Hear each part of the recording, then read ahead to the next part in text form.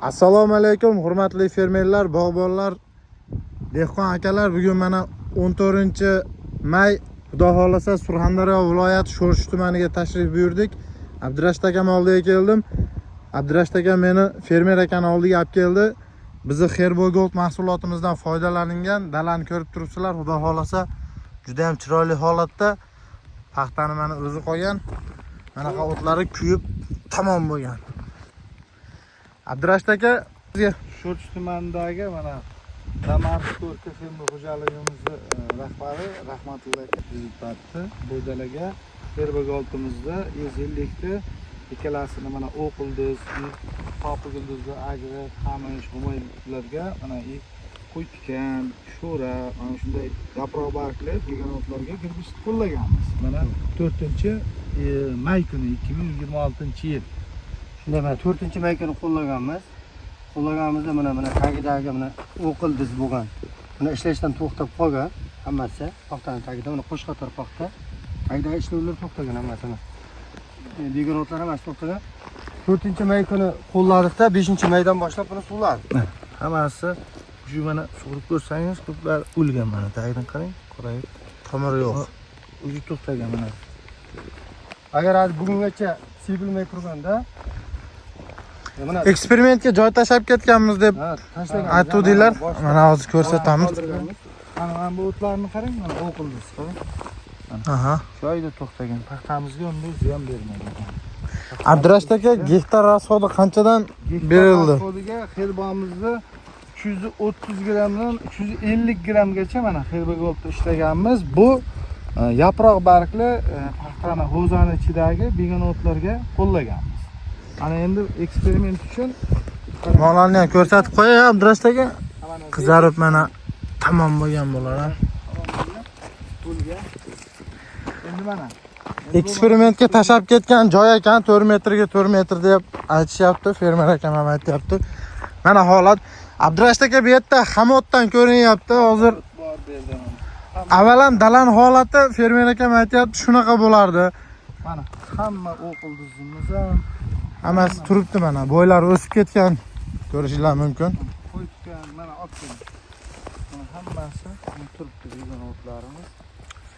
Mana shu yerga joyni tashab ketishgan ekan.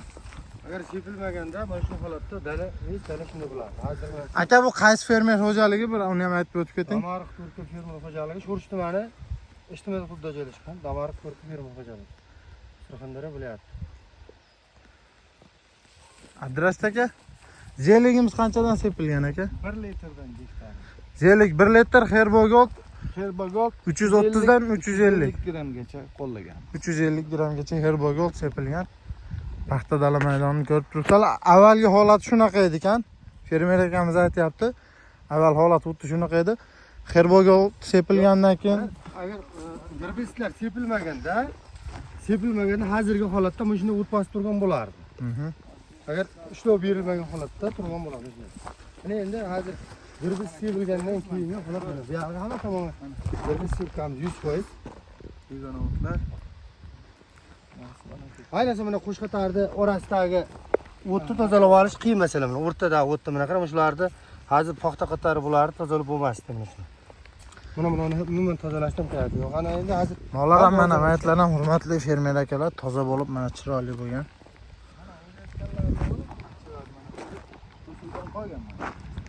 hamma joyda mana. Mana akalar qorayib o'zi chirishni boshlab qo'ygan. Holat mana shunaqa.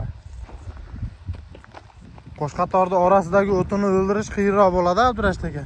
Ha, endi bu ora qisqa masofa bo'lgani uchun bunga qiyinchilik tug'dirgani uchun mana shu girbistimizni qo'lladik. Bu qo'llanmasida ham keyingi ekinlarga yoki salbiy ta'sir nimasi yo'q. Bu glifosfat tarkibdan keskin farq qiladi. Shuning uchun mana buni o'zi qo'llanmasida ham tuproq va keyingi ekinlar uchun hech qanday salbiy ta'sir qilmaydi deb zavod o'sha yozgan. Mana bemalol ko'rishingiz. Mana ko'rishingiz mumkin akalar. Mahsulotimiz mana. Effekti zo'r. Hammasini olishimiz mumkin. Molar ham mana qizarib qurishni boshlagan akalar mana. 10 kunlik natija. Mana yaproq barglarimizni kelsangiz mana bellarda ham Nima deysiz Abdurash aka? Mana shuncha begona Yaproq barglarimiz. Shularni o'ldirish qiyin, qatorni orasidagilarni. olish qiyin mana o'ldi bular. Mana paxtamizni ko'rib turibsizlar, xudo xolasa. Paxtaga umuman xudo xolasa oshiqcha ziyon tekkizmagan. Paxtamiz ham chiroyli holatda o'syapti. Manaqa bemalol mavutlarni ham bemalol yo'q qilgan mana. Zillik go'qimiz ko'rishinglar mumkin.